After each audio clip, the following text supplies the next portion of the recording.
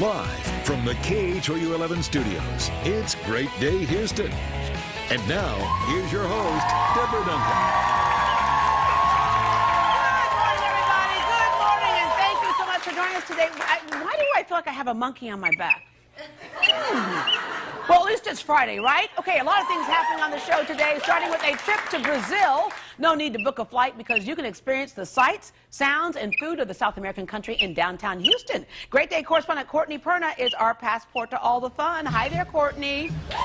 Hey, Deborah. Well, all the best tourist spots and the activities of Brazil are right here in Tranquility Park. Right now, I'm exploring the rainforest on one of these shaky rope bridges. Takes a little imagination, but I would recommend not doing it in heels if you're doing it for real. But look over there. There's a group of capoeira dancers.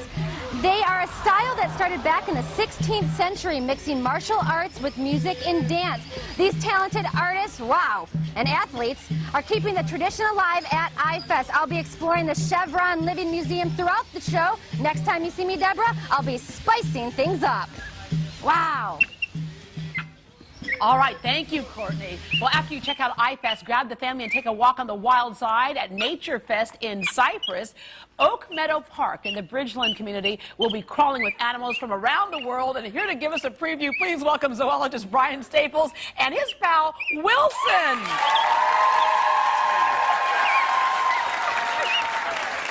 Okay, I know monkeys are smart and apes and all that stuff are smart, but is this one writing? Well, he heard about the passport to fun, and he's giving us details. Oh, okay, yes. In fact, it says go to Nature Fest. That's what he says. He's turning the page now. He's got a lot of stuff to say. Okay, oh, hey. And Deborah, this is why sometimes my notes are wrong. I've got to read that. Yeah. Okay, I'm sorry. I did not mean to do that. I did not mean to scare you. I'm sorry. Come on. Try, baby. Oh, come on. It was Jane Goodall who... You could be a talk show host because you have the gift of gab. It was actually Jane Goodall who lived with chimpanzees in Africa, and there she noticed that a mama chimp would teach her baby chimp to put a stick inside of a termite mound, showing that these guys have a lot of ability to problem solve, reason, and use tools. Now, I don't have termites, but brought some juice and a straw, and Wilson's just going to show you how he uses his tools. A capuchin or capuchin? A capuchin, right. And these particular brand of monkeys, that is, right, are really so cool and so cute. They're the ones that everybody looks at and goes, oh, I want one. We don't really want one, do we? And that's how we ended up with so many of the animals that we have on display out at Nature Fest. They're all rescued animals. Now, Wilson's a tremendous ambassador. If I weren't here to help you, how would you get a drink on your own? You'd find the hole, put this... Oh, that's excellent.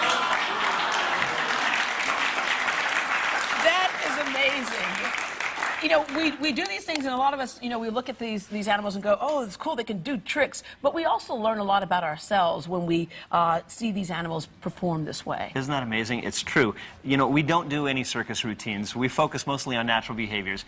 But I have to cater to the celebrity of Wilson also. He only drinks the red juice. Oh, okay. And he really is a celebrity. He really is, yeah. He got his start with a good friend of ours, Eddie Murphy. And Wilson played the part of a drunk monkey. And it was only acting, let me promise. And I want to ask you, what is Wilson drinking right now? The experience I had with these monkeys before, it was amazing. They were part of a training program to help people who didn't have use of their arms and legs. And it was a birthday party with 5 of these monkeys. And it was amazing, the types of things they could do, like operate a microwave for someone or hand them food. And so they're somewhat service animals at sometimes, and you too. can find out more about that by going to helpinghands.org. All right. Wilson's like, don't touch me. I'm drinking. Don't touch me. Wilson's busy here. But I brought more than just Wilson. Yeah, Wilson. Does Wilson want to stay, or is Wilson going to go away and bring on somebody else? You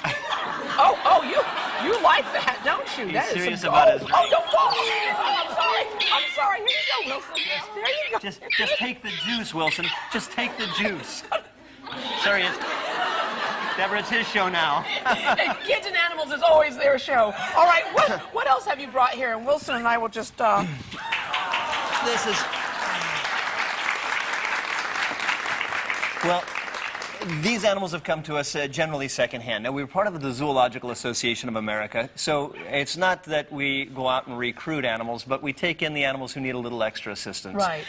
Joey was a victim of Hurricane Ivan. When a branch came down in his enclosure and damaged his spinal, and you can feel how soft his back is there, but he still has a little ridge in his back there. Yeah. It caused lower limb paralysis. So we took a monkey right out of a really amazing zoo in Florida, and he had never been around humans before, and he's got 32 perfect little teeth, just like we have. Can you smile? That's it. Well, interesting you said he'd never been around humans before, even though he was in a zoo. Oftentimes you want to limit that interaction to keep them in their natural state. And that's exactly the point. Zoos set up the species survival programs in many cases and create the most natural habitats, giving the animals the opportunity to act like an animal and hopefully propagate.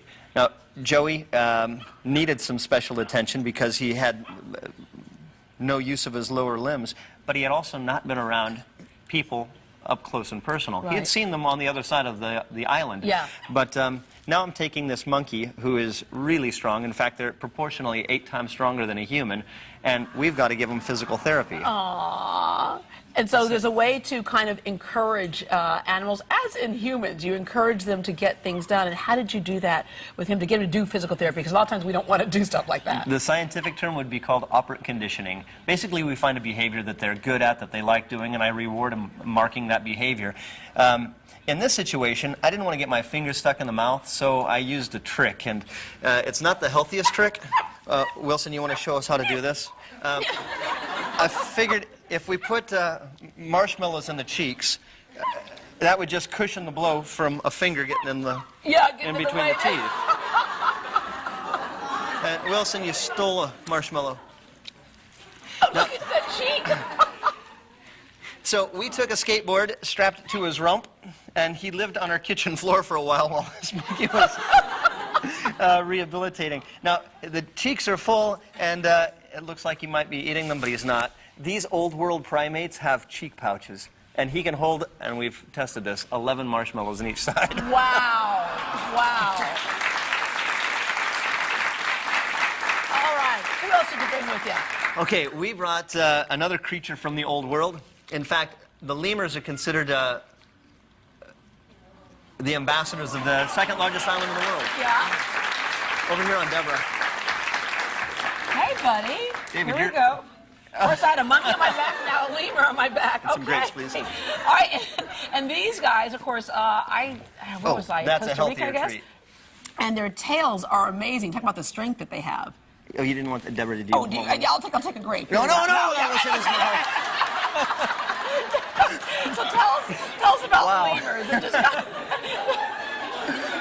Okay, you happen to be supporting a ringtail lemur, and these are probably the most popular lemurs in Madagascar. And every boy and girl who's watched the penguins of Madagascar, you lost the lemur. I lost the lemur. Hi, bud. You want to come back? Come on over here. Oh, you want to? But these guys are really in the monkey family. They've been around. We need Wilson back to do your hair. Yes.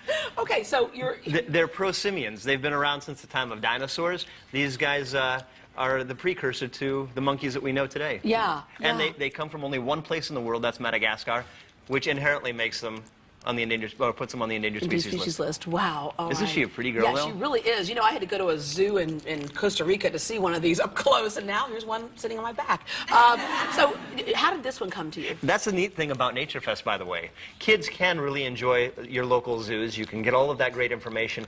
But when we have these animals that have this human imprint, or they require the extra attention and love, they serve as tremendous ambassadors. Yeah. And when they come out to visit us in Cyprus for this year's Nature Fest, they can interact with some of the animals just like you are today. Yeah, and you're talking about that, and I think that teaches, oh, yes. I think that teaches kids something when sometimes kids can relate to animals more than they can relate to other humans. Oh, absolutely. It's one thing to see something on TV or online, but when you have a chance to make contact, you develop this new bond and a new form of respect, which will last you a lifetime. Yeah. All right. What's our next guest? Okay, this is Chewy, and his little rescue story.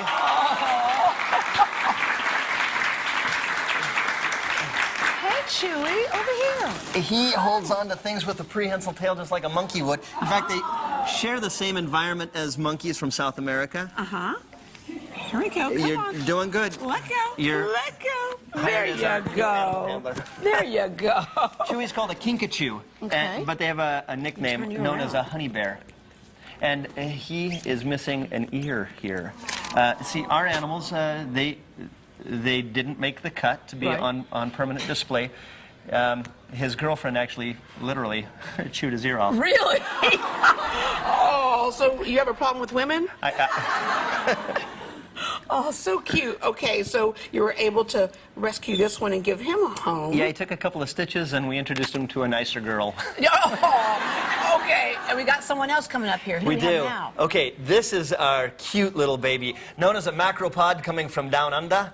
Can you tell me what the only natural enemy? The only natural enemy, would it be humans? Other than a human. And Okay. we have a bottle, don't we, David?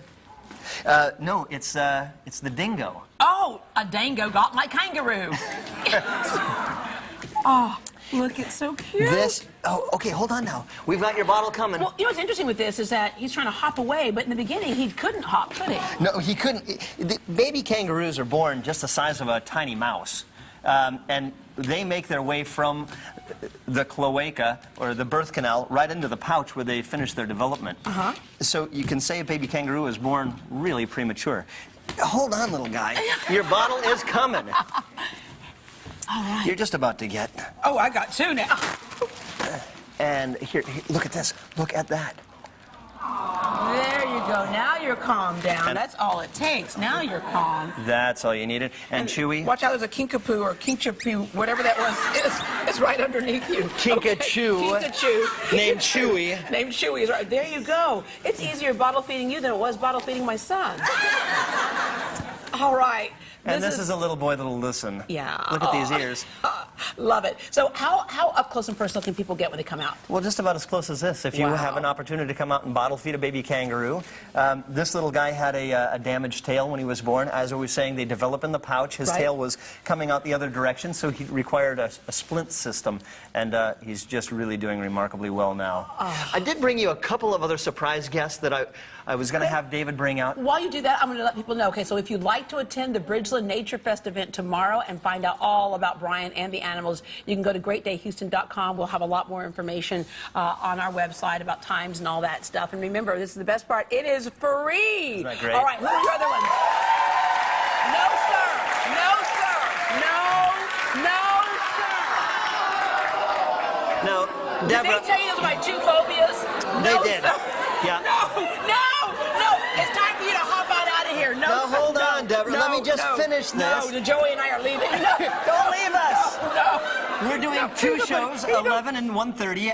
There's amazing stuff going on out there, by the way. We've got the crocodile guy coming out to do his show.